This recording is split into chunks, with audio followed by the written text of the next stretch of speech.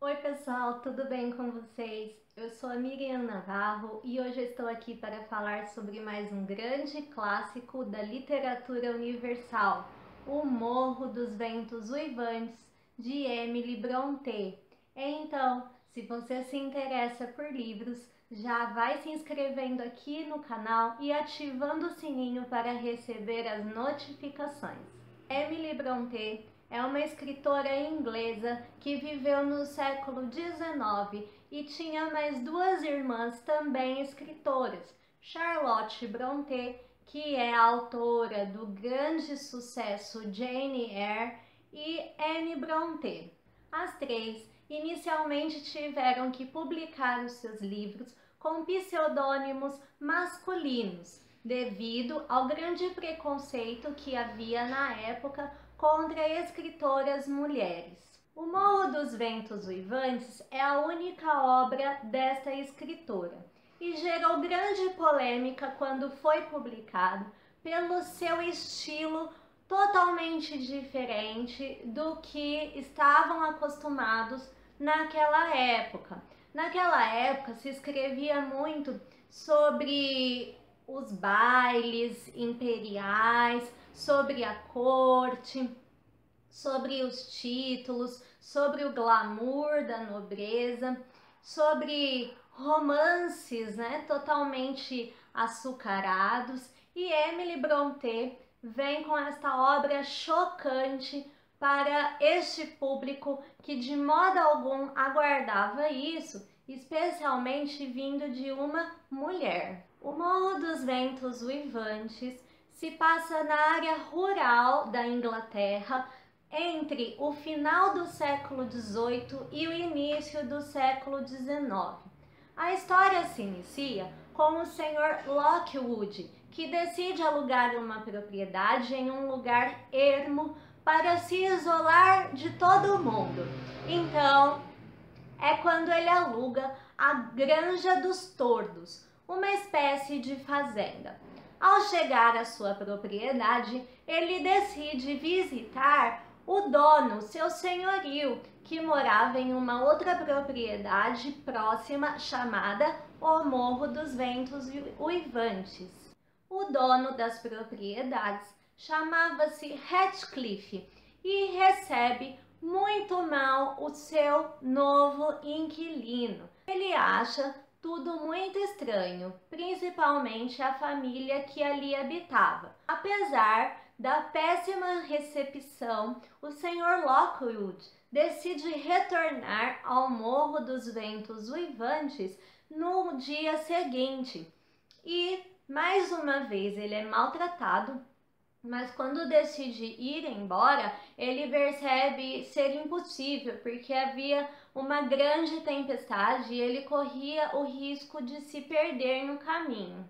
Então, ele é obrigado a passar a noite no Morro dos Ventos Uivantes e no quarto em que ele se hospeda, ele lê um diário muito estranho e também tem alguns delírios, devaneios com fantasmas e uns acontecimentos bem esquisitos. Muito curioso com toda aquela experiência, ao retornar para sua casa, a Granja dos Tordos, ele pede à sua criada Nelly que lhe conte a história daquela família.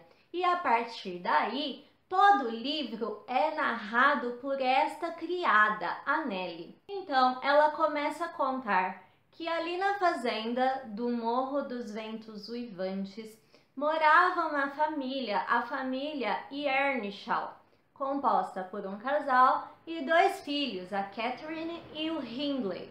Certo dia, o pai desta família decide viajar a negócios e, ao retornar, traz consigo um menino órfão que ele encontrou no meio do caminho. Este menino é o Ratcliffe e ele é muito mal recebido pelos moradores da propriedade, especialmente porque eles têm um grande preconceito com o menino por ele ter a pele escura e ter essa origem desconhecida. O Sr. Earnshaw, no entanto, desenvolve grande afeto pelo garoto e passa a criá-lo como um filho. O filho mais velho, Hindley, nunca se conformou com essa adoção e maltratava muito o garoto, judiava pra valer.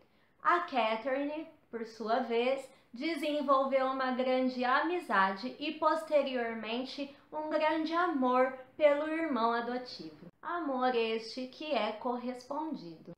No entanto, num belo dia, o pai daquela família morre e Hindley assume as propriedades e o governo da casa e rebaixa o irmão adotivo ao posto de criado. Catherine então percebe que precisa arrumar um bom partido para se casar, já que seria muito degradante casar-se com um empregado da casa. Então, ela conhece Edgar Linton, que era um morador da Granja dos Tordos, e acaba se casando com ele por uma mera convenção social. Heathcliff, que amava Catherine desesperadamente, se revolta com aquela situação e desaparece do mapa. Passado alguns anos, ele retorna com grande sede de vingança. E a partir daí, é tragédia atrás de tragédia.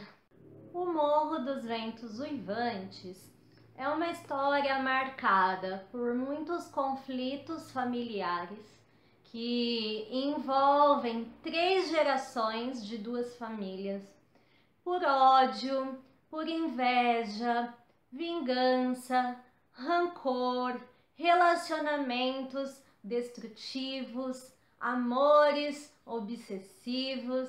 É uma história muito diferente, envolvente, cativante. Eu devorei este livro rapidamente, acho que em 4 ou 5 dias. Eu não conseguia parar de ler, porque o livro gera uma expectativa. A gente fica esperando que uma coisa aconteça e ela nunca acontece. E assim como a maioria dos leitores, ao ver este título e também aqui esta notinha que vem na capa, né, dizendo que é o livro favorito de Bella e Edward da série Crepúsculo, eu pensei que fosse mais um romance açucarado, mas o livro não é nada disso. Eu já ouvi também outras pessoas comentando que tiveram essa impressão e que se enganaram grandemente, porque o livro não tem nada de doce, romântico, sonhador.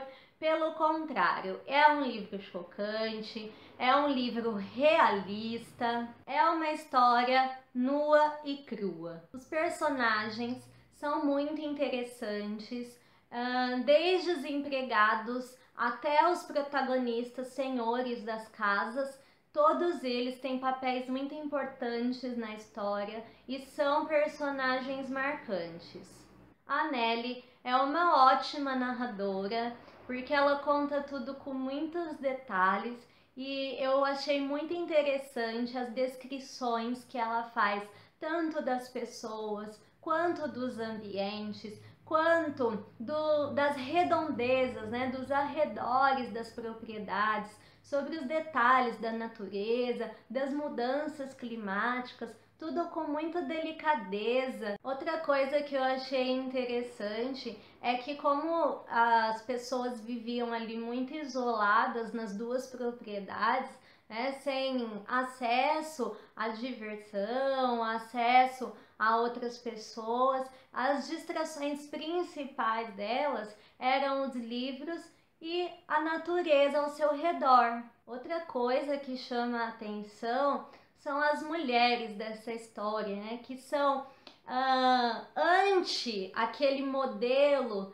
daquela época de moças doces, comportadas, cheias de boas maneiras, criadas para cuidar do lar, do marido e dos esposos. Elas são mulheres rebeldes, mulheres fortes, que não aceitam as imposições dos homens. Elas criticam os bons costumes, a religião e as convenções sociais. Elas são curiosas, aventureiras e que pensam que, de certa forma, retratam o espírito da escritora, que apesar de ser uma pessoa reclusa, tímida, criada sob os moldes da religião, ela põe tudo isso para fora, tudo que ela realmente sentia e pensava nessa obra, que é um mar revolto, uma tempestade, uma nevasca, que mexe realmente com os sentidos do leitor.